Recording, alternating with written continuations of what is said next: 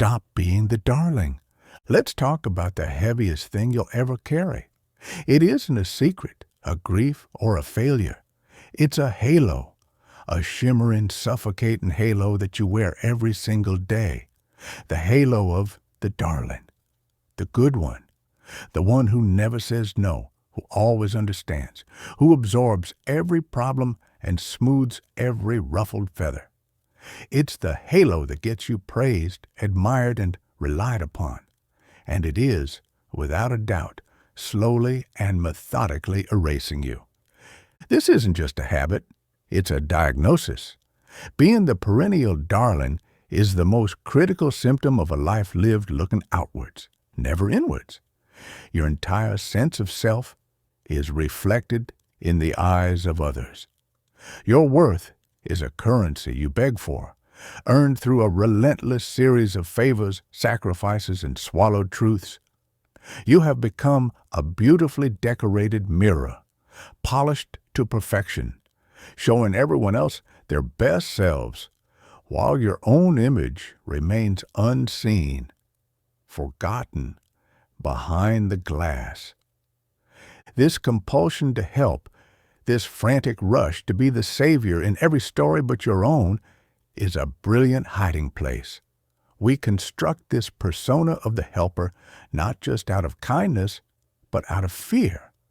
Because when you are consumed by the chaos of someone else's life, their drama, their heartbreak, their needs, you are granted a temporary reprieve from the terrifying silence of your own.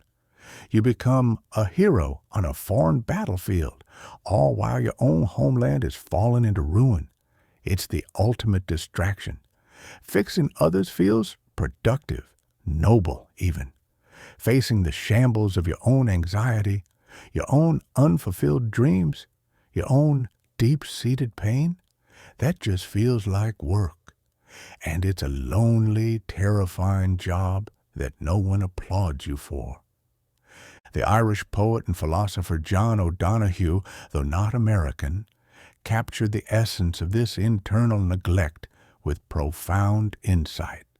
He wrote, "When you are compassionate with yourself, you trust in your soul, which you let guide your life.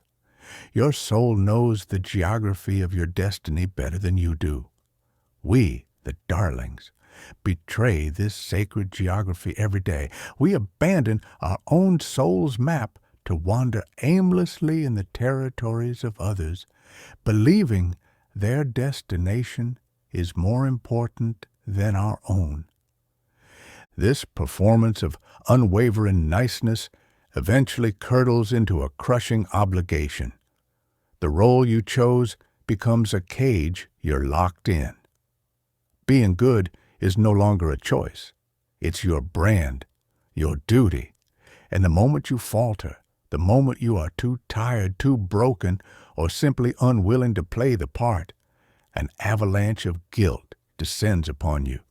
You feel monstrous for having a need, selfish for having a limit. You are failing to meet a standard that was, from the very beginning, utterly inhuman. This isn't virtue. It's a self-imposed prison where the sentence is life and the warden is your own fear of disapproval. You feel the burnout deep in your bones, a soul-level exhaustion that no amount of sleep can fix. Your kindness, once a genuine spring, has been depleted, leaving behind a dry, resentful desert. This is the great paradox of the darling, a bottomless well of compassion for others and not a single drop for yourself. We are taught a warped version of love, a version that says to love your neighbor, you must first forget yourself. That to be a good partner, friend, or child, you must erase your own needs from the equation. This is a lie. True love, true connection, cannot blossom in the soil of self-abandonment. To love someone authentically is to bring your whole self to the relationship, your strengths, your weaknesses, your boundaries, and your needs. When you erase yourself, You're not offering love, you're offering a hollow performance. You are presenting a carefully edited, people-pleasing version of yourself, and then wondering why you feel so unseen and alone. Loving others should never mean forgetting to love yourself. In fact, the capacity to truly love another is born from the love you cultivate within. Hey, if you're feeling a spark of recognition in these words, I'd be so grateful if you'd take a moment to support the channel. Please give this video a thumbs up and hit that subscribe button if you're not already part of our community. It truly helps us grow and continue creating content that hopefully makes us all feel a little more seen and a little less alone. So, how do we begin to dismantle this? We start by recognizing a fundamental truth. Acknowledging your personal limits is just as vital, just as holy, as offering support to others. A boundary is not a wall that keeps people out. It is a line in the sand that preserves your own sacred ground. It's you telling yourself and the world, this is where I end and you begin.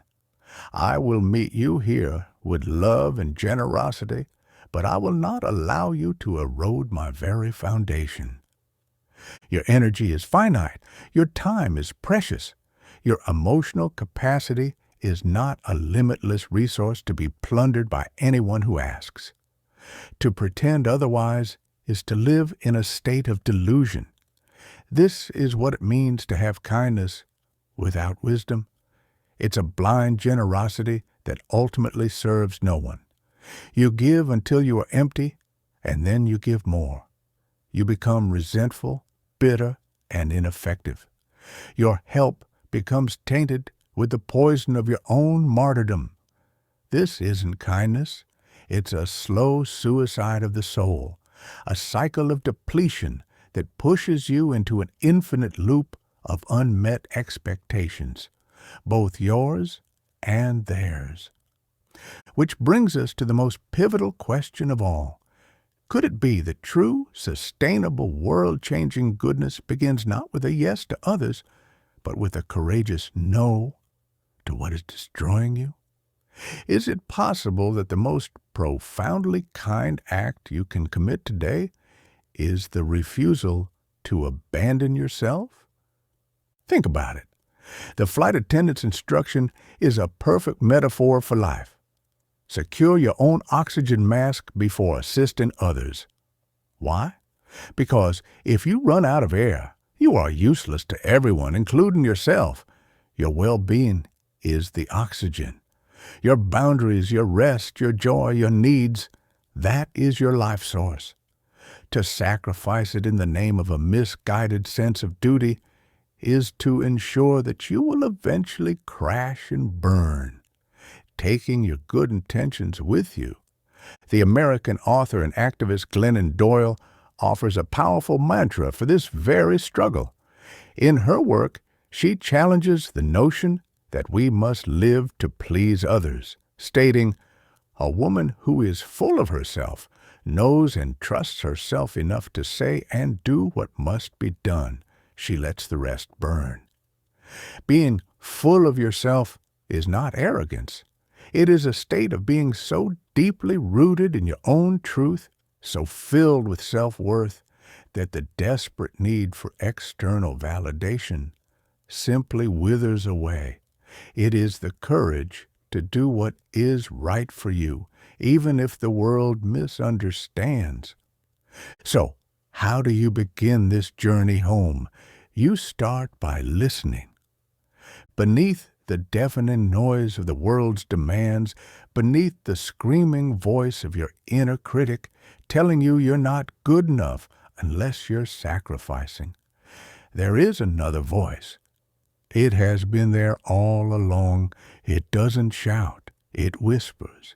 It's the whisper you hear in the dead of night when you feel a profound sense of emptiness, even in a life full of people. It's the whisper and the flash of resentment you feel when you say yes with your mouth, while your entire body is screaming no. It's the whisper of longing for a moment of peace, a moment that belongs only to you. That is the voice of your authentic self, your soul. It knows the geography of your destiny. It knows what nourishes you and what depletes you. It knows your limits and your power. It has been patiently waiting for you to stop looking for answers out there and to finally turn your attention inward. Your task is not to become a selfish person. Your task is to become a self-loyal person, to honor the sacred contract you have with your own life. Put down the halo. It was never yours to carry. Let it burn. And in the quiet that follows, listen. That whisper holds the key to everything. It is the beginning of true kindness, true strength, and true freedom. Listen to it. Trust it. Let it guide you home.